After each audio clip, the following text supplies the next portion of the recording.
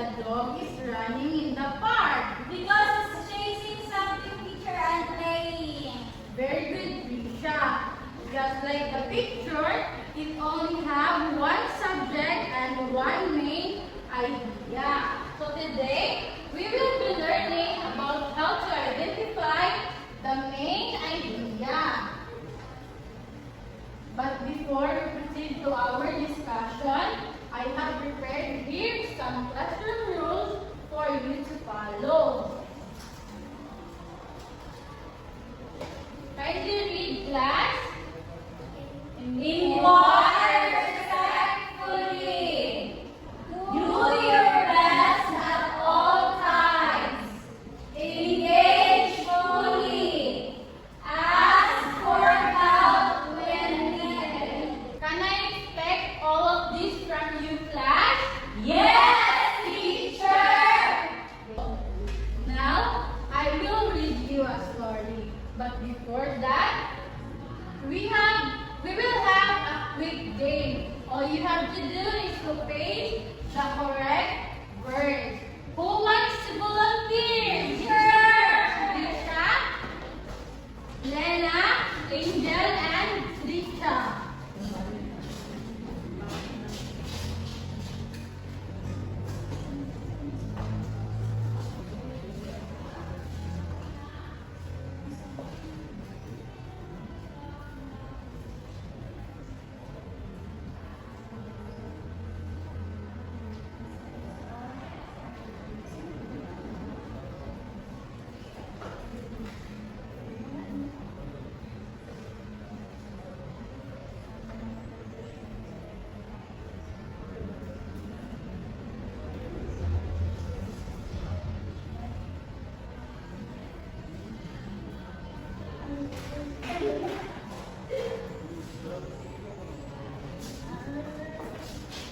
So, thank you, class. All of you got correct answer. So, give yourself 5 claps. So now, we will read the story entitled Buddy's Day at the Park. Again, what is the title of the story? Buddy's Day at the park. Good. Buddy the dog was excited when Lena brought him to the park one sunny afternoon. Who brought Buddy to the park? Lena, Good. As soon they arrived, Buddy ran happily across the field, chasing butterflies and barking at the falling leaves. Lena threw his bright red ball, and Buddy dashed after it, returning proudly each time. Lena threw his bright red ball. What did Lena throw? bright red ball. Very good. And Buddy dashed after it, returning proudly each time. While playing, Buddy noticed a boy sitting alone on the bench. What did Buddy notice? Class? A boy sitting in a locker. Buddy gently placed his red ball on the boy's lap. The boy smiled and threw the ball for Buddy to catch. What did the boy throw? The ball. Very good. Soon, other children joined in, laughing as Buddy ran, rolled in the grass, and played with everyone. By the time the sun began to set, Buddy was tired and joyful. He had not only enjoyed the park, he had made it a happier place for the people around him. So in the story entitled Buddy's Day at the Park, Buddy noticed a lonely boy who was sitting sadly on the bed. So in the story, the Buddy's day at the park, Buddy noticed a lonely boy who was sitting sadly on the bench. So the story mainly talks about kindness and making others feel happy. So that is what we call the main idea. So the main idea tells us what is the story all about. So every story or every paragraph has a main idea. So the main idea are the most important points that writer wants you to understand. Along with main idea, there is what we call supporting details. So sentences that give more information about the main idea. So let's take a look back at the story. So Buddy noticed a lonely boy who was sitting alone on the bench. So Buddy gently placed his red ball on the boy's lap. So the boy smiled and played with Buddy. So more children came. So the boy smiled and played with Buddy. So more children came and joined them playing happily. So everyone in the park became happier because of Buddy. And all of those sentences are what we call main idea. So the main idea in the story is kindness, making everyone feel happy. So now class, let's have an activity. So our activity is to find the main idea. So this is the mechanic of our game. So I will read short paragraph aloud to the class. So after reading, I will ask a student, what is the paragraph mostly talked about and which sentence tells the main idea? Together, we will identify what is the main idea. Okay, so first is we have dogs are known as loyal animals. They protect their owners, play with children, and can even help people who are blind. Because of their helpful nature, many people choose dogs as their pets. So who wants to volunteer to underline the main idea? Okay, so who wants to volunteer to underline the main idea? Okay, Triksha.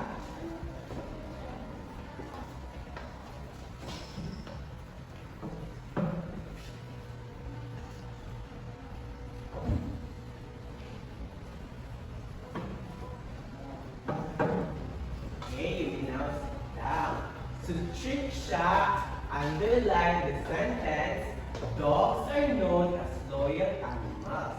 Is she correct, class? Yes. Okay, very good. Give Triksha 3 claps. Okay, who wants to underline the supporting details? Anyone? Angel. Okay, Angel. Come here in front.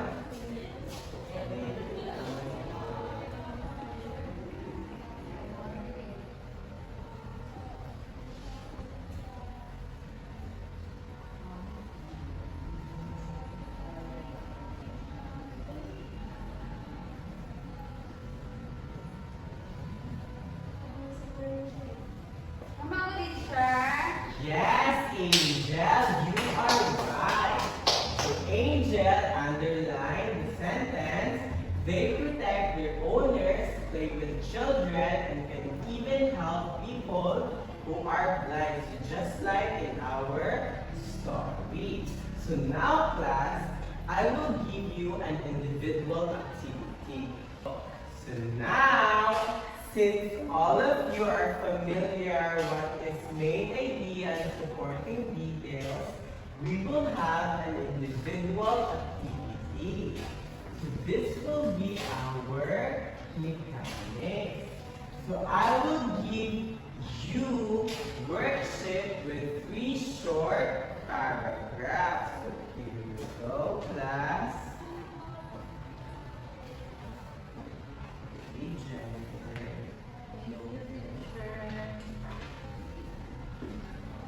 Okay. So each paragraph will have 3 possible main ideas listed below. So all you have to do is to read each paragraph carefully and encircle the correct main idea. And after that, you would underline the 2 supporting details in each paragraph that support the chosen main idea. So after finishing your activity, you will pass your activity here in front without standing. Am I clear, class? Yes, teacher. Okay, so are you done, class? Yes, Okay, teacher. can you please submit your work here? Do not stand.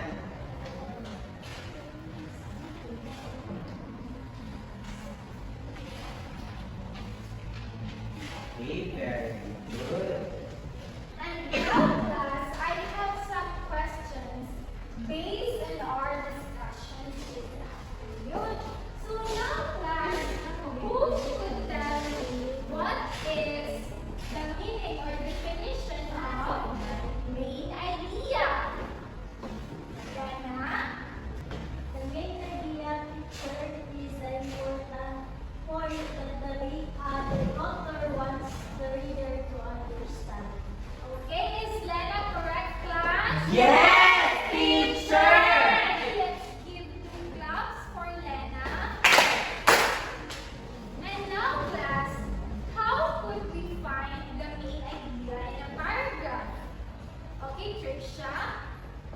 Teacher, look for the topic sentence, teacher. Usually the beginning or end, teacher. Then ask what's this mostly about, teacher. Okay, very good, Trisha. So is Trisha correct, class? Yes, teacher! Let's give Trisha 2 claps. And now, class, who could tell me why is it important to find the main idea in the paragraph? Teacher, Okay, Angel. it helps us to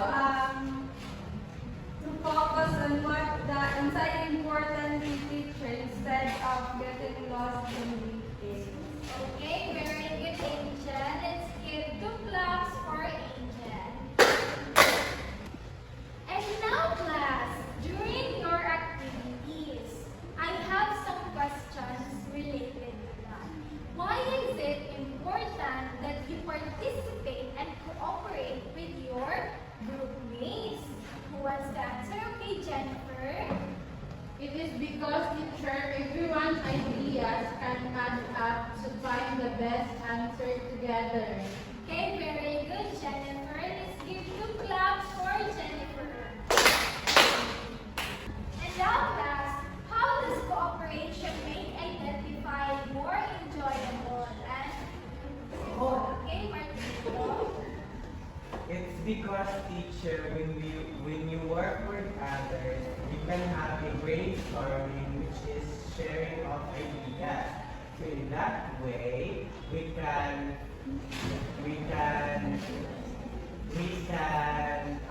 identify the main idea faster. Okay, very good, Martino. All of your answers are correct, and you have shown that you have really understood our discussions this afternoon. So, let's give 5 claps for yourselves. And now, class, we will have another activity with the same group. We will play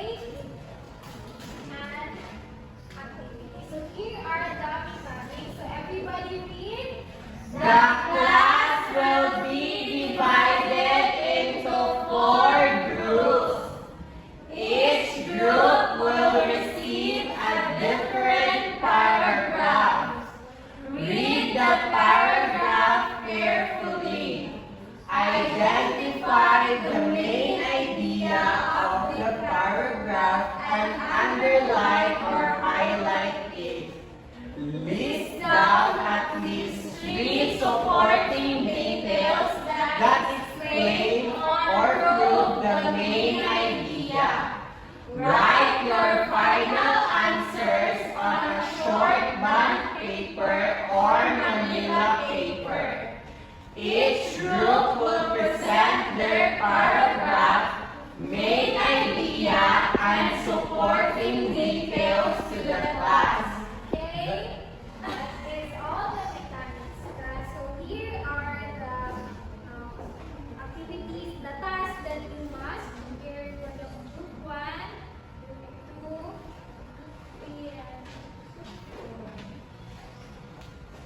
You will be given 5 minutes to answer that task. Okay, group 1, please present your outputs within the block. So here's our outcome. So our task is to underline the main idea and highlight early supporting details. And lastly, create a short slogan that reminds others to say it. So the main idea of this is saving electricity, and the supporting details is turning off lights when not in use saves electricity. Then our slogan is every energy counts. That's all. Okay, very good, group 1. Let's give 5 claps to group 1. All of you successfully answered our activity. And the winner for our activities this afternoon is Group 1. Let's give 10 claps for Group 1. 1, 2, 3, 4, 5, 6, 7, 8, 9, 10.